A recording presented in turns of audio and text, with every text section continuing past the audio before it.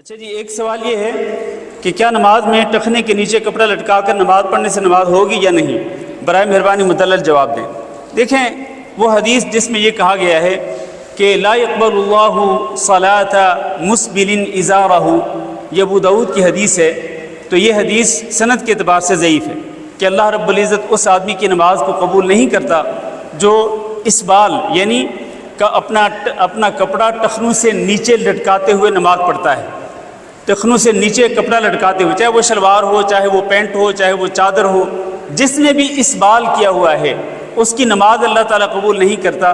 یہ حدیث سند کے اعتبار سے ضعیف ہے، لیکن آپ کو اس بارے میں کوئی شک نہیں ہونا چاہیے کہ اسبال یعنی کپڑا ٹخنوں سے نیچے لٹکانا از خود یہ بہت بڑا گناہ ہے، یہ کبیرہ گناہ ہے۔ رسول اکرم صلی اللہ علیہ وسلم نے ارشاد فرمایا ما اسفل من الکعبین من الازار ففی النار، کہ جو کپڑا بھی ٹخنوں سے نیچے لٹک رہا ہوگا وہ جہنم کی آگ میں ہوگا۔ اور ایک اور حدیث میں فرمایا کہ 3 بدبخت قسم کے لوگ جن سے اللہ تعالیٰ قیامت کے دن کلام بھی نہیں کرے گا، اللہ ان کی طرف دیکھے گا بھی نہیں، اللہ انہیں گناہ سے بھی پاک نہیں کرے گا، اور ان کے لیے دردناک عذاب ہوگا۔ ان 3 بدبختوں میں سے پہلا جو ہے وہ ہے المسبل ازارہ، جو اپنے ازار کو ٹخنوں سے نیچے لٹکاتا ہے۔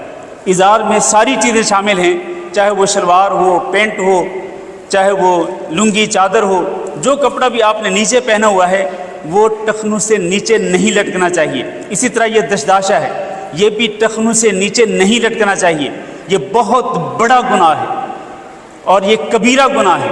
تو نماز جس کے ذریعے آپ اللہ رب العزت کا تقرب حاصل کرنے کے لیے کھڑے ہوتے ہیں، آپ اس طرح اگر ایک کبیرہ گناہ کرتے ہوئے آپ نماز پڑھیں گے تو پھر آپ خود ہی اندازہ لگائیں کہ اس نماز کی ویلیو کتنی ہوگی۔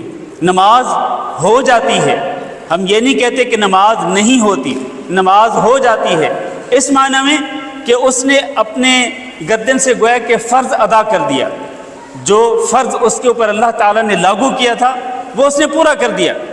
لیکن اس کو ملا کیا؟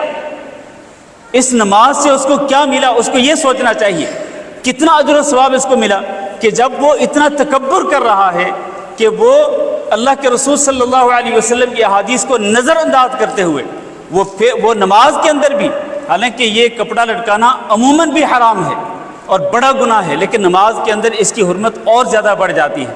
لہٰذا ہمیں عموماً بھی اس سے بچنا چاہیے، ٹخنوں سے نیچے کپڑا لٹکانے سے، اور اسی طرح نماز کے اندر بھی خصوصی طور پر اس سے بچنا چاہیے۔